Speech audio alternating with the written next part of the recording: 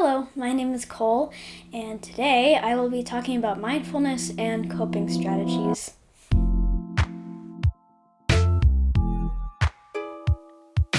I'm just going to be sharing a couple of things that I know about mindfulness and a couple of things that you can do when you may be stressed with the myriad of problems in life. Whether it's just some minor stress about work, school, a new test coming up, or as far as panic attacks, anxiety, depression, mindfulness is one of the tools that you have to practice breathing, center yourself, and make time for yourself. Mindfulness works differently for different people depending on your situation, but there's always going to be something that helps. And doing mindfulness regularly or semi-regularly is a really good habit to have because when you are stressed out, or if you're just dealing with stress in general, it's a really good thing to have in your toolbox. For me, mindfulness is about making time for yourself and just caring about yourself for a few minutes. Sometimes you don't have time for an entire guided meditation, and sometimes you just need to be calm after a hard day or,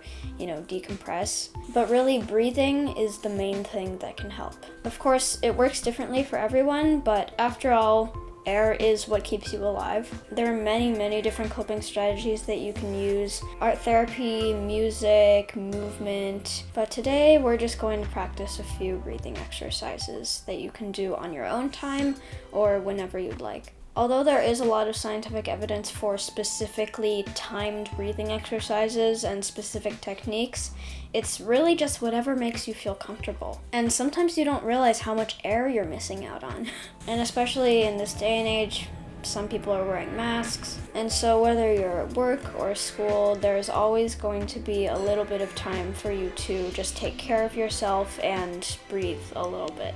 One of my favorites is square breathing, or more commonly known as box breathing. There are many variations of it, but how I like to do it is look at a square. You can do it on your hands or just in your mind, and there are of course some visual videos that you can watch. And the goal is to inhale for 4 seconds for the first part of the square, and then hold for 4 seconds on the other side, then breathe out, and then hold off again, and then repeat the cycle. And so in the circumstance that you are in a rush and you just need to calm down for a few minutes, then this is a great thing to do because you don't need to really commit to anything. You can do 3 cycles, you can do 50 cycles, or you can do 1 cycle. But it's just about taking care of yourself and realizing that whatever is going on, you're gonna be okay.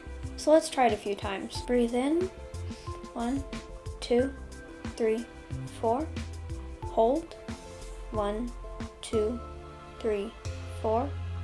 Exhale, 1, 2, 3, 4.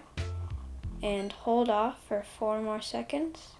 2, 3, 4. For me, just looking at a visual of a square and watching it go around is also just really mesmerizing and just kind of calming. And patterns like that go in a continuous circulation are very relaxing to some people, not to everyone, but for me it really helps when I'm stressed out. So let's try a couple more times.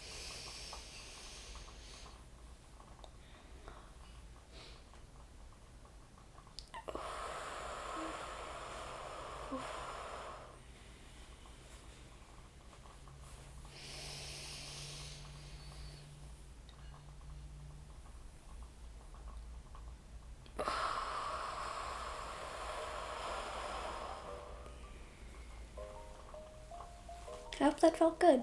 Again, sometimes you don't realize how little you're actually breathing, and so it's really good just once in a while to just take a few deep breaths. And just trying to realize your breath and think about your breath regularly and practice that is a really good thing to do because you'll start to notice that you just breathe better in general. And it can be really difficult sometimes if you have trouble breathing or you're already really worried about your breath. But just in general, for a lot of people, it's just good to be mindful about your breath. And that's the whole basis of this mindfulness and coping concept of just being mindful about yourself and taking time for yourself and just creating a quiet or safe space or whatever you need really that makes you feel comfortable. There are many other different types of breathing techniques, but square/box breathing is my personal favorite. There's belly breathing, where you notice the ups and downs in your belly and breathe from your stomach.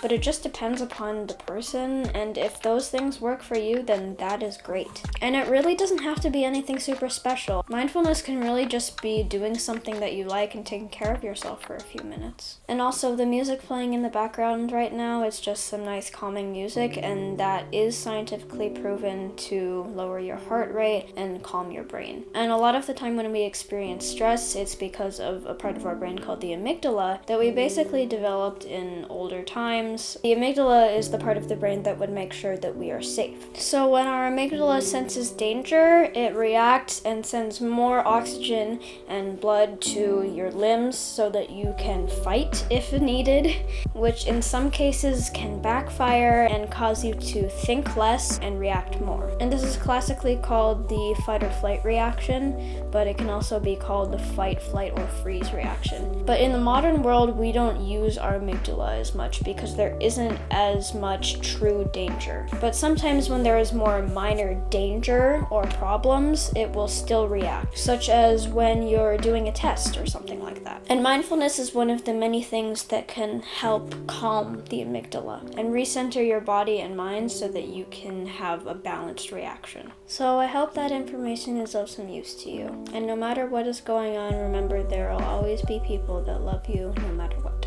I know I do. When I breathe, I like to move my body, and I like to feel like I'm sucking up energy because it makes me feel light inside. And all of that stuff you're breathing in, it is goodness, it is light, it is what keeps us alive. So breathe it. Stay healthy, friend.